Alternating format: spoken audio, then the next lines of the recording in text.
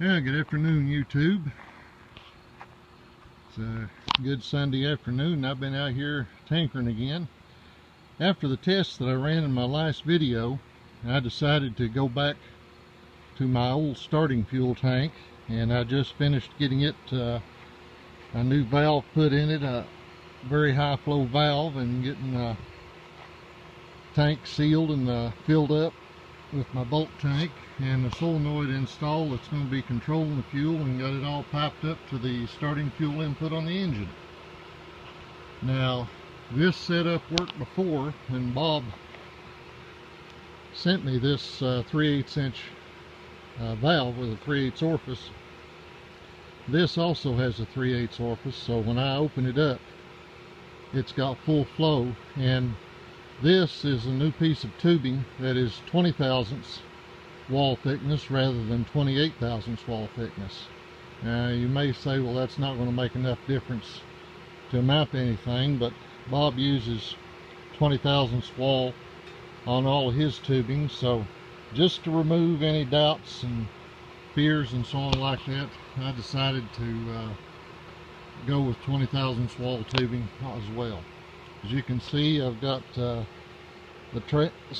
tank strapped on with a piece of bandit and two stainless steel crampon clamps that go around this aluminum angle, and that tank is as solid as anything else.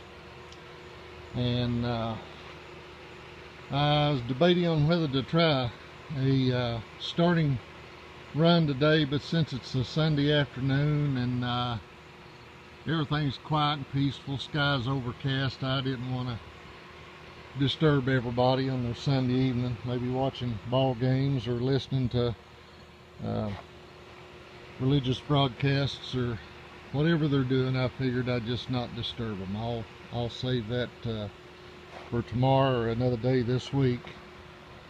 As you can see, I've got my tools all piled around me here. I started putting these tools and fittings and anything that can corrode in these plastic containers to keep the moisture out. And this is going to be my throttle valve for the liquid fuel. I may have to replace this hose. It's just a little bit on the tight side. I'd like to have an extra inch, but it's not that critical. That will, well, let me just go ahead and put it in here.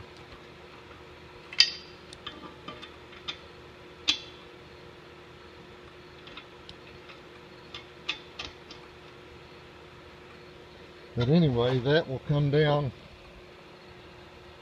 beside the seat, and this will attach with some stainless steel straps here. And as you can see, the tubing is long enough and it's not in the way of the seat belt. And anyway,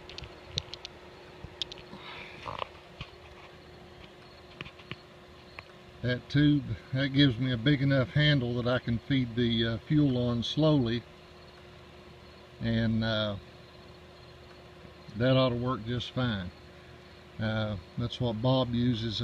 He uses just a single handle valve on his go-kart setups, and that works fine for him. So I'm going to give it a try. I'm going to get me some more of this 375-pound LP hose. I'm going to run it around underneath the seat and come across, end up probably right along in here, and put a metal fitting in, and then from there I'm going to go with a piece of 20 thousandths stainless tubing over here to my liquid fuel input. I've got plenty of tubing for that and fittings and everything, so that should complete the running fuel system. Now the one thing that I didn't show you is here on this liquid fuel valve. Of course, I still have to replace the pickup tube in this tank, and I have to empty this tank first before I can do that. And I'm going to have to get me some hot water to heat this tank up in order to get the liquid out and back into my bulk storage tank. But what I'm going to do, where did I put them? Well, anyway, I don't see them laying here. I must have them in the house. Anyway, I have 2 more of these 3/8 solenoid valves, and I'm going to put one of these valves coming here out of this tank just like it comes out of this tank, and that's going to be hooked up to a separate switch. That's going to be my emergency shutdown, and also to turn the fuel on and off. So that'll bring us out to about right here, and that may give me enough extra hose there to work with. But anyway, those are the plans, such as they are. Like everything else, it's subject to change, but that's all part of the fun. So thanks for watching. Give me a thumbs up, give me some advice, give me a thumbs down if you don't like it. Just do something. This is Tim Coleman and his jet-powered go-kart project. Until next time.